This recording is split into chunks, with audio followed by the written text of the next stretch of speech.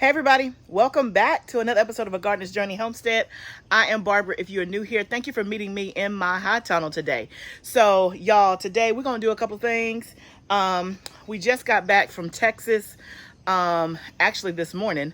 And so this is my first time seeing the garden in about 48 hours. And you know a lot can happen in 48 hours. I took one little quick peek when we got back on the property and I saw that finally I have some tomatoes blushing in the tunnel. Y'all know I've been worrying and wondering when are they going to blush. And one of the things when it comes to tomatoes we'll talk about is that it has to be like the optimal temperature for them to blush. But if you're brand new here, I'm in zone 7. I'm in the state of Tennessee right now.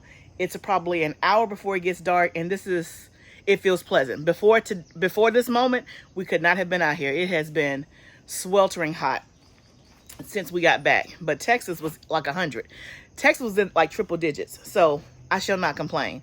But it's been hot too here as soon as we got back. But I'm back in the tunnel, and so a couple of things that I wanted to show you. We've been having some issues with our tomatoes in the tunnel in terms of support. Y'all know that we use a string trellising method. This is our second year doing it, and we love that method. But this particular year, we have had a lot of tomatoes fall to the ground, like literally like every day. That did not happen last year. So my husband is here trying to kind of reinforce and to fix some of the issues. So I thought I would show you guys this in case you run into this issue or have run into this issue. Let me show you what we're doing to fix it. Okay, so I got you turned around to see the tomatoes. First, y'all, everything that we're growing in the tunnel is an indeterminate variety. Now, I want to give you a perspective of how tall these plants are. My husband is 6'6". You can see they're over his head. They're probably, what, at least 7 feet, babe? Yeah. At least 7 feet over that bar. They will continue to go on up. These were planted in here around the second week of April. So we're at May, June, almost July. So they've been in here a couple of months and they're growing beautifully. But what happens is, here's what happens when you have indeterminate tomatoes. And so I always try to go over this because for me, when I was a brand spanking new gardener, I had no idea what determinate versus indeterminate tomatoes were. So I know I've said this many times already this season, but there's always somebody who is new, who is watching, that does not know. And so for the sake of a new person who does not know, let me quickly explain the difference between a determinate and an indeterminate tomato. So those are the two kinds of tomatoes that you can have. Everything in this tunnel is an indeterminate tomato. That means it gets to an indeterminate amount of height and it produces fruit all throughout the season. So indeterminate, there's no cutoff, it's indeterminate. Like it can just go, go, go, go, go. That's kind of how you can think about it or remember it. So when an indeterminate tomato, when you're growing that, again, it can grow. These tomato plants can easily get 9 feet tall as we go through the season. They're already 7 feet tall, and we haven't even hit July yet. And so they have at least 2 more months before they start to like just say, hey, we done, right? And so they'll get taller. But what happens is as the tomatoes continue to grow and we're in that spot where I have tons of tomatoes on the plants, but they have not been blushing, so I have not been able to harvest them. So the plants are heavy. It's like weighing them down. And so as we do the string trellising method, we have it on a piece of jute twine string. And we just clip and prune each week. So as the plant grows, we continue to clip it up and then we continue to prune. But because the plants are overloaded with tomatoes, which I'm not complaining, right? I'm just explaining. Because they're overloaded with tomatoes, it has become really, really heavy. So I think 2 things are happening with our tomatoes because we did this last year and we did not have tomato plants falling down every single day. A couple of things. One, the string that we're using is the same string that we had last year. It has been in the tunnel since last year. And I think that over a year's time, being in the hot sun and just being out, it has weakened the string. I don't know that to be fact, but I got to think that that's part of it. The second thing is at the very top, we have conduit pipes running across, and that's what they're hanging on. But my husband today is what he's doing now is he is actually reinforcing the conduit by putting a piece of metal, is it metal pipe? Yes. Inside of the conduit to reinforce it and to make it stronger. Because the conduit is kind of like bowing in. Let me show you what I mean. Okay, so hopefully y'all can see that.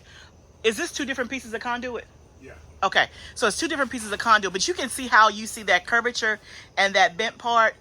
That is from the tomato plants, again, pulling it down, and it's not reinforced. So we bought some metal pipe to put in the middle of it.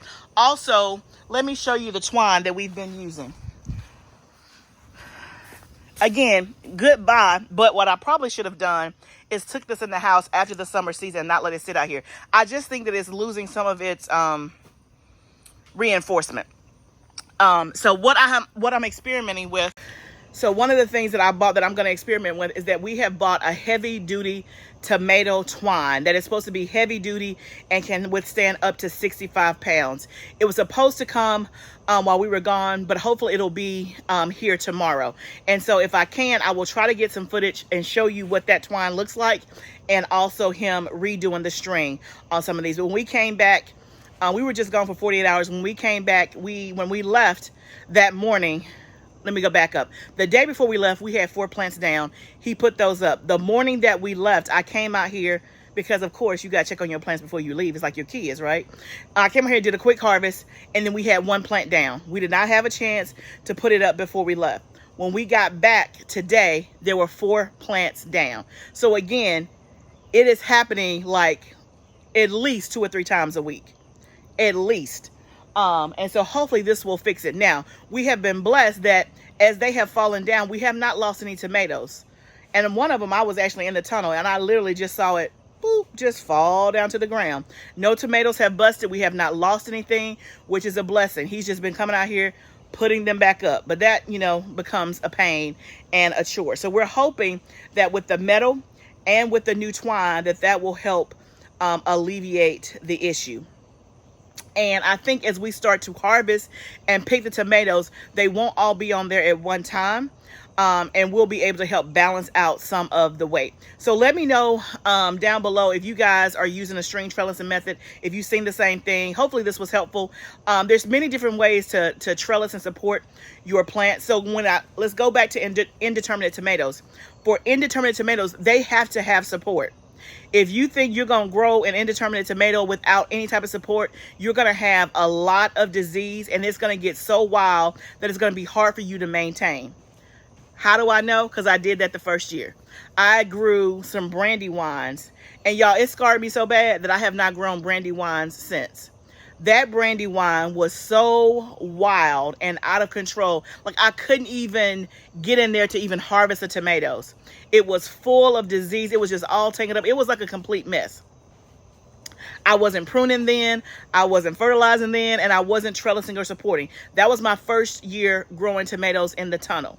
So that's why I want to encourage you that if you're not supporting your tomatoes, make sure that you have some method of supporting your tomatoes. So in the tunnel, we use the string trellising method. Outside in the outside garden, we use cattle panel. That works really, really well. Now in the back of my house, I do determinate tomatoes. So a determinate tomato is a tomato that has a determined amount of height. So it's only going to get like 4 or 5 feet. It's not going to get 7 or 8 feet. And it puts on all of its fruit at one time, essentially. So for a determinate tomato, I don't prune it like I prune these.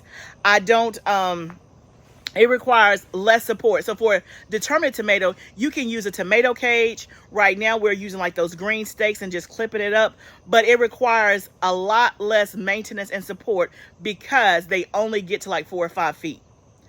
But for an indeterminate, you're not going to put an indeterminate in a tomato cage. That's not what that's for. And again, I'm emphasizing this because as a new gardener, I did not know any of this. I was buying tomato cages. I bought the whole tomato towers. I bought a whole bunch of stuff that I didn't use, that didn't work because I didn't even know. And I remember going to the nursery one time and I actually saw it on the tag. It said indeterminate tomato. And I'm like, I wonder what that means. I have no clue or whatever. And then I kept seeing it. And I'm like, but all the tags had indeterminate. So I'm like, is there something that's not an indeterminate? I didn't know. And so, again, one of the reasons why I started this channel is to help encourage you, to teach you, and to equip you as you start and maintain your gardening journey. Because if nobody tells you, you won't know, right?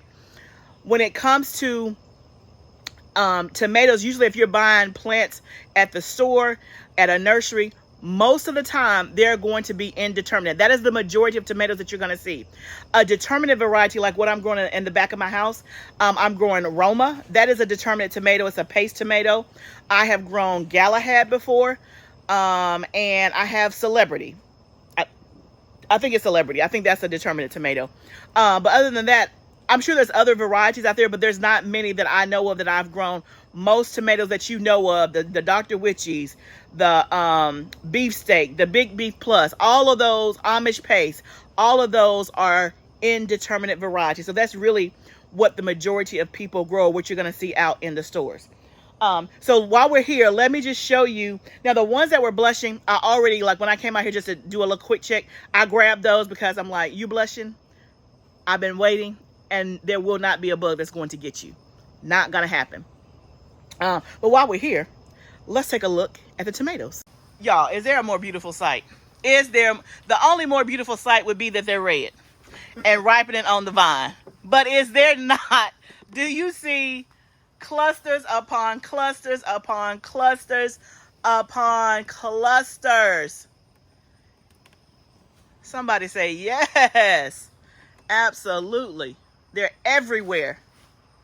And we are not complaining at all. So clusters, clusters, clusters everywhere. We got some that's a little small cherry ones. They blush.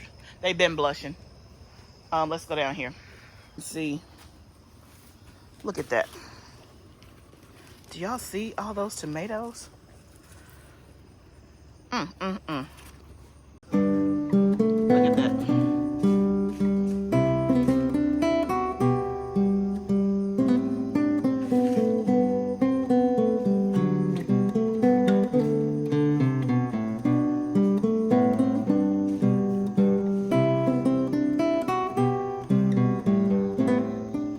Okay, so while hubby is doing that, I'm going to harvest.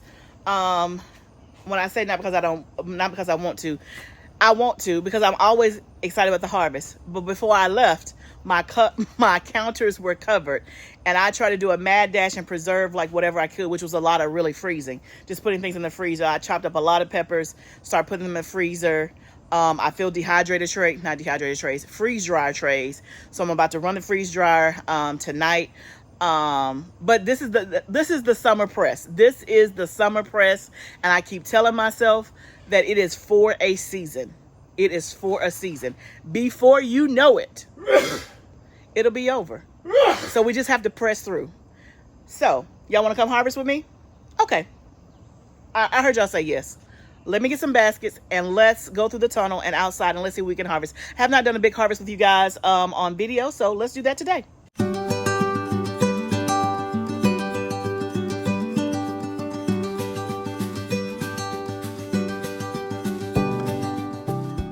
Okay, y'all. Cucumbers galore. Y'all see all those?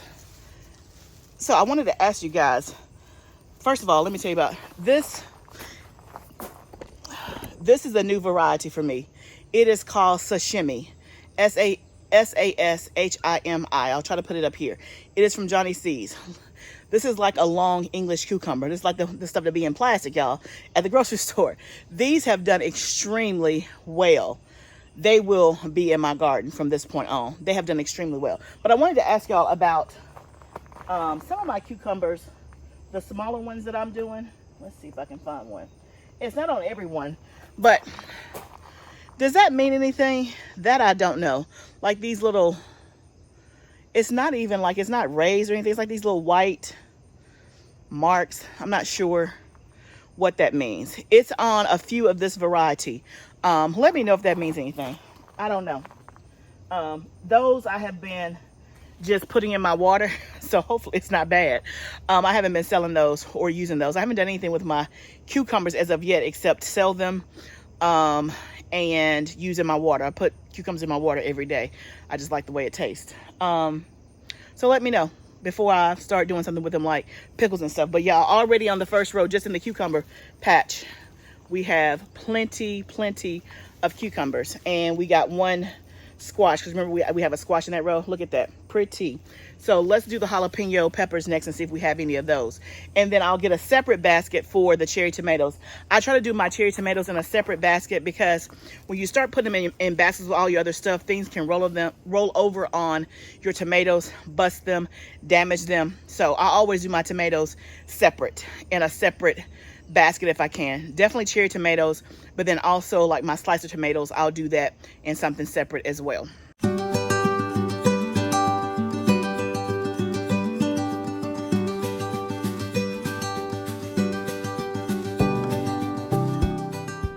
Okay, although it feels good out here, I have broken into a mad sweat.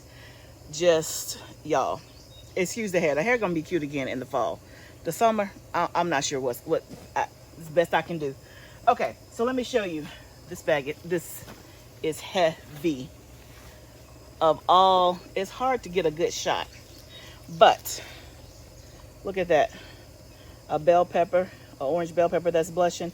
These are the greenhouse bell peppers that I grow from Johnny's. So they're specifically bred for the greenhouse. They do excellent. Like, disease is nilch, no disease.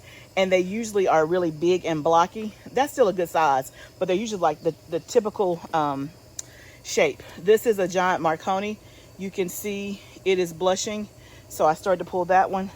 And we have a ton of jalapenos in here, but this basket is completely full. And then my husband did the cherry tomatoes. Is the basket full about halfway? It's full. Okay, he said it's full. Let's go take a look. Okay, we have a whole basket of cherry tomatoes. Do y'all see that? This is the basket that my strawberries come in. That's a lot of cherry tomatoes. A lot of cherry tomatoes, which they have been doing well. I got probably 2 of these sizes already in the house that are red, ready to go. So either they're gonna get sold or we're gonna be making something this week. And again, this is just the beginning, y'all. This is just the beginning. Okay, that one's bad. This is just the beginning, but look at that. Okay, so now we're in the outside garden. I brought 2 baskets, one for the tomatoes and one for anything else that's big. Let's start with the tomatoes, which I usually start at the first row and work my way down, but I see some tomatoes blushing. We're gonna get those first. So let's go over there and get them.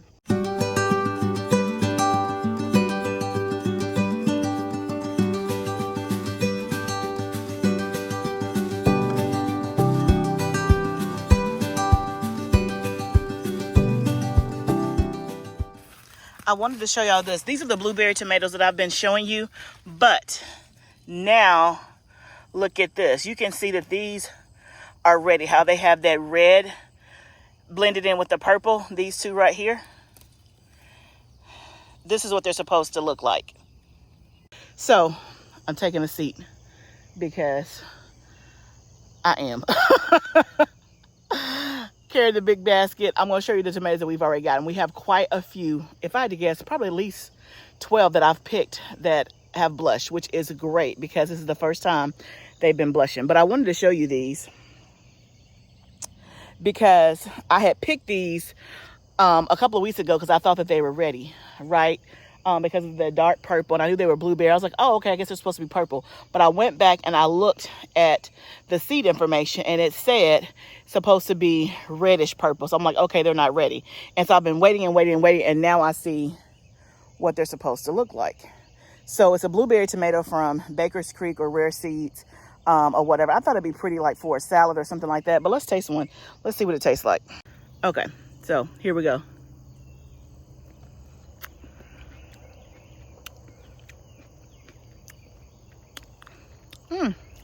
That's good. It tastes like a cherry tomato until it gets to the end. And then you get like a hint of, I wouldn't say strong blueberry, but it definitely has something at the end. But that's good. Like, you can put this on top of a salad. Let's do the other one. Sweet. Very sweet. You get to the end, and it's like it goes from sweet to like this mellow. I don't know how to describe it, but it's good. It's very good. I would grow it again, for sure. Yeah. I like it. So those are the only two that seem, well, there may be a couple more that's ready. So we'll let them keep going, percolating, and then we'll get them. So this is the Midnight Roma. Same thing. It's supposed to like turn red. I'm assuming very similar to the other one. This is from row 7. So you can see they're a pretty good size. They're a paste tomato, but they're supposed to turn like bright, or like a dark reddish purple. So we're waiting for them to turn, and then we'll pick those. Okay, y'all. Look. You can see the size basket. Look at all of the tomatoes that are blushing. I got mostly slicers in here, as you can tell by the bottom. And then I have some cherry tomatoes. But we finally have tomatoes blushing, which is what you want. So we've been waiting on this. So it finally happened. And so if you're new and you're wondering, well, why are you pulling them when they're like, first of all, what is blushing? So blushing is when you see a hint of yellow, I say red, pinkish red. It's really the sign that the tomato's about to ripen or turn red. So that's what blushing is. Why do you want to get them before they turn completely red, and why not just ripen them on the vine? A couple of reasons is that one, for me, the bugs and the pests will get them. So when they start turning red, I mean, I've already been, trying to keep pests at bay. We had the armyworm situation, and we had a couple of blossom end rots. Again, it hasn't been widespread, but it has been there. But the majority of the tomatoes do not have that. But I'm trying to keep the pest at bay. So as soon as it ripens, when it starts turning red, the pest will really try to attack it. So that's why I go ahead and take it off and let it finish ripening in the house. Usually it takes about 48 hours. I put it in a windowsill or something like that, or sometimes I just leave them on my counter. It can take 48 to 72 hours, and usually it'll be good to go. A lot of people have said you put them in a paper bag together. I've never done that. I'm sure it works. I've just never done it because I just don't be thinking about it or have time to go grab a paper bag. I just put them in front of a windowsill on my counter and let them do their thing. So that's the reason why you want to get them off the vine, especially if you are growing in an organic way without chemicals. So of course, when you go to the grocery store, one of the things they say is vine ripened tomato, right? So it's letting you know that it ripened all the way on the vine. Well, they're using a lot of insecticides, pesticides, and things like that. It's grown conventionally. It's not grown organically, right? So that's typically how they're able to let it ripen on the vine. It's supposed to be, I guess, sweeter, better if it ripens on the vine. But again, for me, it's have a tomato, don't have a tomato. I want tomatoes, so I take them when they're blushing and let them ripen in the house. So I'm feeling good about that, because once it starts, it'll just go from there. Once you get them to start ripening, then you'll have them ripening from here on out. And one of the things about when it comes to ripening, it is a chemical process that happens. I can't remember the name of it right now, but it has to be like a certain temperature. So if it's extremely too hot, then it's going to take longer for it to ripen. But the sweet spot is around 80 to 90 degrees for it to ripen pretty quickly, which, like for the cherry tomatoes, they ripen quicker because it's a less surface area than a big slicing tomato.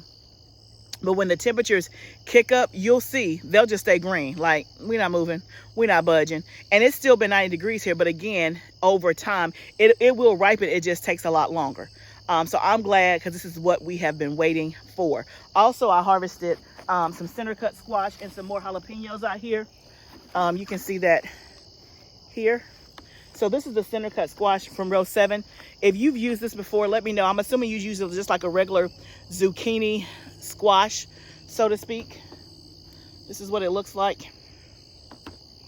And then we have more jalapenos in there. So the rows that I haven't done are the green beans, purple whole peas, the squash, and the zucchini. I'm gonna go down the pepper, the bell pepper row, and see what we have there.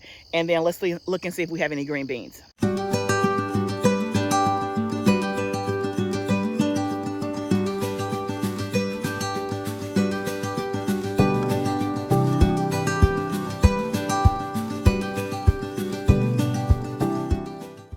Okay, y'all, the sun has caught me. We still out here harvesting. We got quite a bit. I can't even pick up the basket. Let me turn you around. So I showed you the tomatoes already. That basket is full of zucchini, squash, bell peppers, and center cut squash. Completely full. I can't even pick it up. So we have 4 baskets of harvest. 2 from inside, 2 outside. So inside we got the basket of cherry tomatoes that I showed you, and then we have the big basket of the cucumbers, the jalapenos, bell peppers, and eggplant. Out here we got slicing tomatoes, cherry tomatoes, zucchini, squash, more jalapenos, and center cut squash. And I got a few green beans as well. Not a lot of green beans. I'm gonna reserve my comments on these pole green beans. I'm gonna give it the month of July and see what happens. But right now, not impressed. Not impressed. We still have okra out here to harvest that we didn't get to, and we have plenty of purple hull peas. But I purposely did not get those because I gotta get my mind right. Because once you do the purple hull peas, that means I gotta sit and shell them. And I'll do that later on towards the end of the week. Because usually what I'll do is like on Saturday night while I'm watching videos or doing some other stuff, then I'll shell peas while I'm watching something relaxing on a Saturday night. That's usually what I do. Because during the week, it's not going to happen. So I'll harvest those later in the week. They'll be fine. They just now started to be harvested. And with purple hull peas, you can do them when they're green or when they get purple. So we got plenty of time on those. But I got to get my mind right. And I forgot about y'all because I was out here chasing Lexi. Lexi's our new puppy. This is what I need. I need to rent an 8-year-old to come out here and run Lexi. If you live close to me and you got like an 8-year-old little boy, can I rent him for like an hour? I'll pay him $10 to come out here and run with Lexi. Lexi has so much energy. It's been a long time since we had a puppy. And I forget how puppies are. Unbounded. All she wants to do is just run and chase, run and chase. So I've been out here with her. I'm grateful for the harvest. I'm so grateful for the tomatoes. So this video, again, is we finally got tomatoes blushing. And then also, I think my husband got the majority of them stood back up. But we'll have the twine hopefully tomorrow, and he'll be able to secure those even more. I'll keep you posted on how that's doing. But thank you guys so much for hanging out with me in the garden today as we did a harvest, as we talked all about tomatoes. I hope that your gardens are doing so well. Remember that gardening is a journey. Let's grow together. I'll see you next time, friend.